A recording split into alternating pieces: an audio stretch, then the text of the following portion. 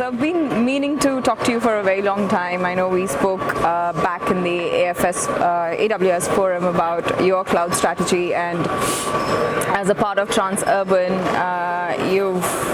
you've given a lot of time, about 4 years, in building an entire transformation strategy to cloud. Yeah. So my first question to you is, most of the people today are struggling to just build that strategy or around infrastructure, and specifically around cloud and how to use it and making a business case. So how did you go about building that entire strategy for Transurban?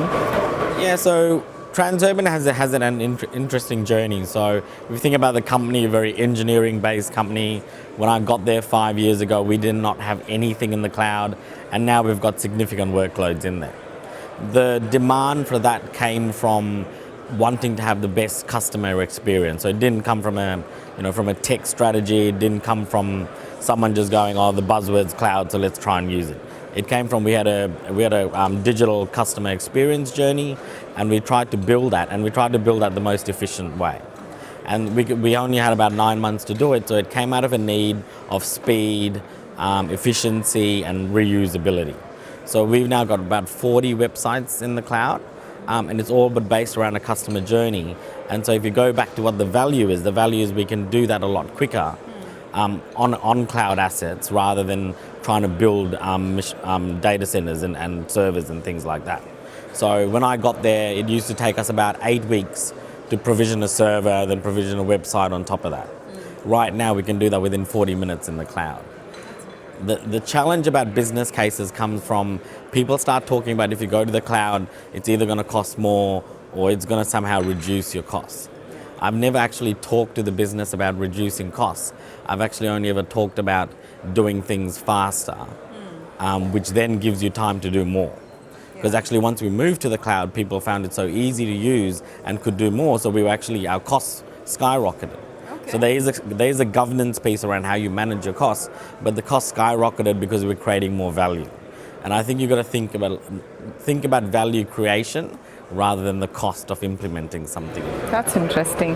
I do want to go back to a word that you used, which I haven't heard much, reusability. Yeah. Could you explain it a bit more? So one of the selling points I had in my business case was, so we're going to have a peak.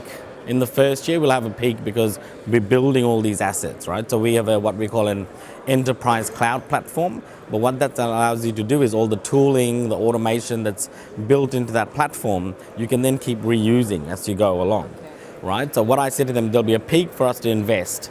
But once you get to that peak and you start then reusing all the automation that you've built, your costs will come down over time. And we've been able to prove that. But I remember when I sold my business case, one of the execs said, well, we actually don't believe you, but because you came from Seek, we'll actually let you go with it. But that's why they brought me in, so they took a bit of a bet. But we've actually been, year on year, we've been able to prove that reusability makes costs cheap. All right, that's interesting, because I was about to ask you the question on different set of executives and how do you really get buy-in. Yeah. Do the personalities matter, or is it just a hardcore conversation, very objective conversation around the value creation, like you mentioned? Look, I think for me, it's coming from Seek, which is a digital native company, digital media. We weren't always in the cloud, but adopting cloud just made more sense for them, right? So why run data centers when you're a digital business? When I came to Transurban, because we didn't have anything in the cloud, it was about taking that first step. And it's less about personalities, I think, because I think execs all understand value, they all understand cost, they all understand time. I think it was about proving, like saying you would do something and then proving that you could do it. And it all came back to did I deliver on my promise? And if I did, then they gave me more money to do more. And I think that's what, one of the presentations yesterday, they talked about that. Like, if you keep, you build trust by delivering on what you said you're going to do. Wow, that's really good point, because which means that you'll have to monitor it and measure it consistently. Yeah, all the time. And I think cost optimization and managing costs becomes a lot easier in the cloud because the cloud providers provide you a lot of these tools, right? On-prem and in data centers, the costs are hidden because it's a capex cost, it's a once-off cost. You can reuse it multiple times, but then you've got these massive refresh cycles. So in 3 years, I have to go and replace all that hardware. So people only see it every 3 years, every 5 years, based on what your life cycle program is. Whereas in the cloud, I have to report on it monthly. Creates a lot of visibility as well.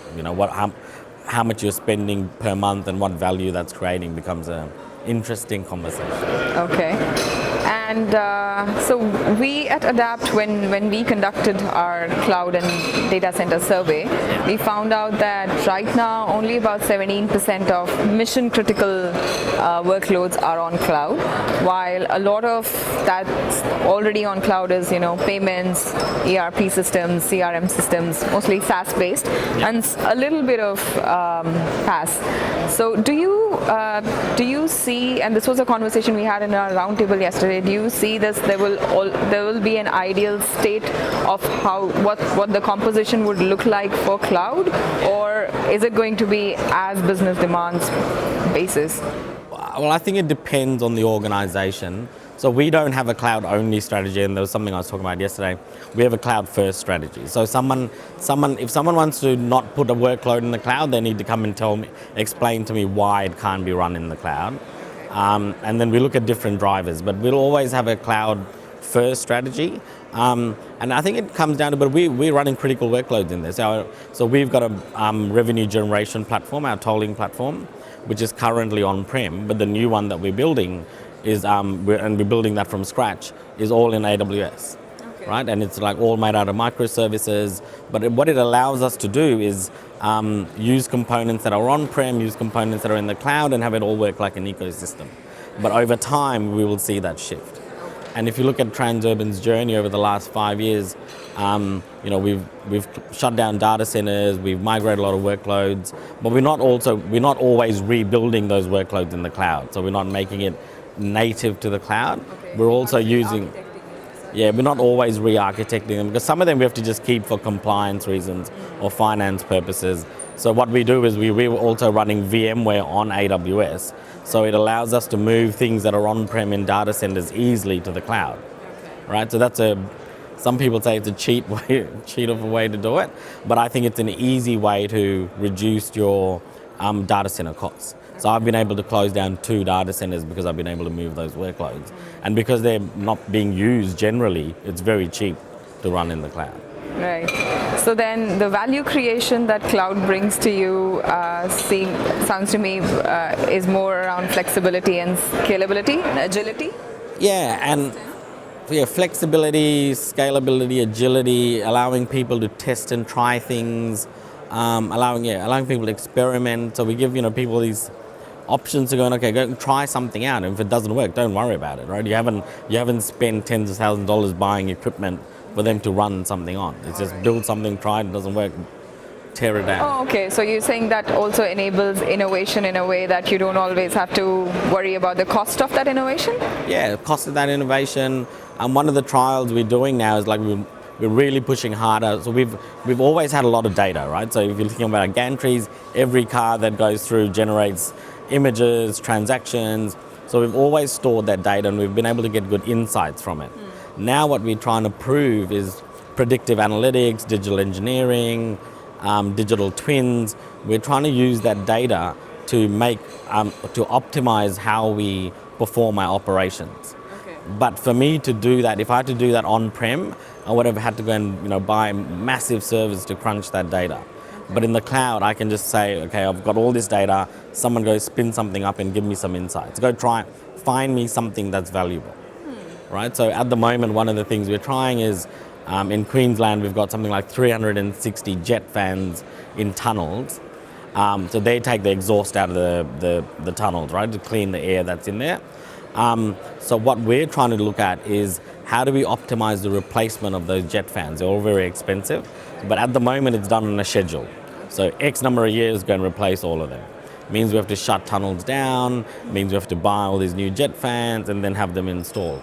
We're now trying to use the data that we've got to predict when they should be replaced rather than doing it on a fixed time basis. So it's looking at optimizing how we work. Yeah, and you also said that right now with all the COVID thing happening, that it's easier for you to move people to work from home setup? Well, absolutely. So yesterday we created, I don't know, something like 70 virtual desktop instances for call center staff to work from home. Because our VDI platform, we recently just moved from on-prem to the cloud, I can provision the whole company within less than 4 hours with a virtual desktop to work from home, and they'll be able to do exactly everything they could do inside the office from home. Very relevant. Very relevant right now. So what are some of the future projects if you would like to talk about? Yeah, so especially with so artificial intelligence and machine learning, we're trying to create this world what's called digital engineering. So we're trying to digitize asset maintenance and operations. So if you think about a tunnel has more than 100,000 pieces of equipment, 18 safety critical systems. So we're trying to digitize that so we can run it in a virtual world and see and simulate something that happens. Sort of a digital twin? Digital twin, but of the whole asset. Okay. So not just one piece, the whole asset. And what they'll allow us to do is do training, simulate incidents, whether there's a fire or a crash, and also test out our systems. Like, when do they work? When do they not work? How do we optimize dealing with an incident?